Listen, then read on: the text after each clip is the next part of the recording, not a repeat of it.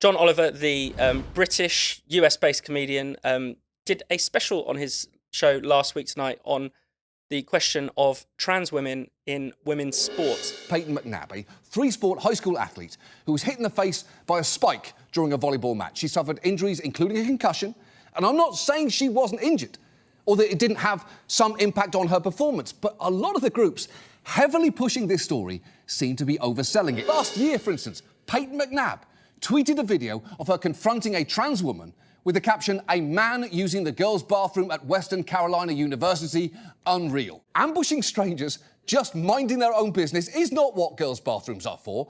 Girls' bathrooms are for gassing each other up, making best friends in 30 seconds, complimenting tops, tucking in tags and zipping up dresses while one girl says, "OMG, that lipstick looks so good on you." Now, it's probably the first time we've seen someone give a vigorous defence of the right of men in women's sports, and it basically seemed to rely on essentially biology denial, denying that there is much difference between men and women physically. Tom, what have you made of it?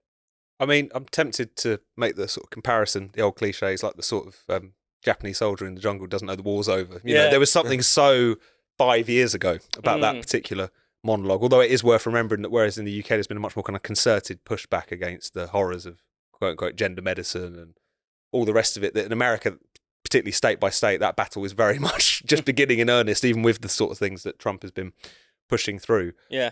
It's just so utterly delusional. I mean, it was one of those things where I've heard these arguments, rebuffed and debunked so many times now. It was almost embarrassing watching him making these kinds of points. And the fact that whilst he was putting that together, or when it was going to air, we had this ridiculous situation of an all-male women's pool championship final in the UK. You think, can you possibly be serious? Because if you do allow a situation in which men are allowed to compete against women, an all-male final is what you can have in basically every competition before long. So, it's tempted to kind of go through this line by line. We can if you want to, but it's all out there. Of course, the benefits of male puberty, the benefits of, even in a game like pool, just a larger frame, a larger size, and how that can give you a big advantage off of the break. This is obvious to anyone when you think about it for 5 seconds.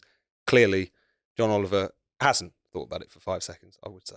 Spoken about it for 40 minutes, but not thought about it. Yeah. Jacob. Well, yeah, as you say, there's like this sense that there are like actually important things happening in the world right now. Like really substantial geopolitical changes happening in the world right now. And like that for the kind of liberal class represented by John Oliver, engaging with that is way too difficult. Yeah. So instead you fall back on something that you're very comfortable with, which is talking about how this is some kind of horrible scare invented by nasty right-wing people, that people are getting knocked out in football matches by men and et cetera, et cetera. Whereas we know that this stuff is going on kind of door to door. But it does also represent the way in which that they cling to those last kind of vestiges of their kind of liberal order as at the moment as they're being knocked down. And you know that this wouldn't have happened had Trump not signed the executive order and being increasingly forceful on this issue. And it really is high time, and we need to see a far kind of more social, as has happened to some degree in Britain, which is one of the few things at the moment we can kind of be proud to be British around. But in America, it's definitely time for a broader kind of social movement against this. People involved in sports, as difficult as it is, need to, I think, begin to take a stand, and we begin to see some of that, but they need to take this a lot more seriously. But as for figures like John Oliver, sounds like a man from a different era, and never was funny. Glad that he's outside of our borders, and we just pray to God that Trump doesn't deport him back to us. No, we really aren't sending our best. James Corden was out there for a long time. That was a complete mystery. But you do think as well, not to play this game, but like there's also a tremendous element of mansplaining to this when you really think about it. I mean, like, it's like, listen, Riley Gaines, I know you weren't happy about having to compete against a biological male and see his nethers in the women's changing room, but actually, because that's who the pushback has come from. It's come from women within those sports. It's come from feminist campaigners and all the rest of it. You'd think even on that level, some of these people would think, maybe this isn't the best. Maybe I need to think a little bit more about this. But this is what was sort of so, I was going to say so genius about the John Oliver thing, but so stupid and transparent, really, is that he really tried to paint it as a right-wing talking point. This sort of far-right narrative, as if only Fox News hadn't covered it, then we wouldn't know the difference between a man and woman. I would think that women would have penises if it wasn't for some shouty person on the telly. And, when in reality, it's the exact opposite.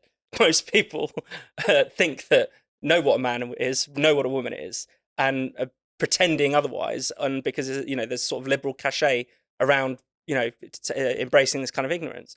So he's got it completely wrong on that front. Well, of course, the irony is that if this is just a right-wing talking point, it's never happening in the world of sports. Why do you have to dedicate such a prime-time piece of television to defending it? Right? It's the fact is that they have to do it precisely because it is going on, and they can try and pretend it's not because that kind of somehow works as a rhetorical device. But they know they're under serious pressure on this issue, and so they have to wield out. There's a kind of a shame for them that the biggest gun they can wield out is John Oliver, but they've had to do it.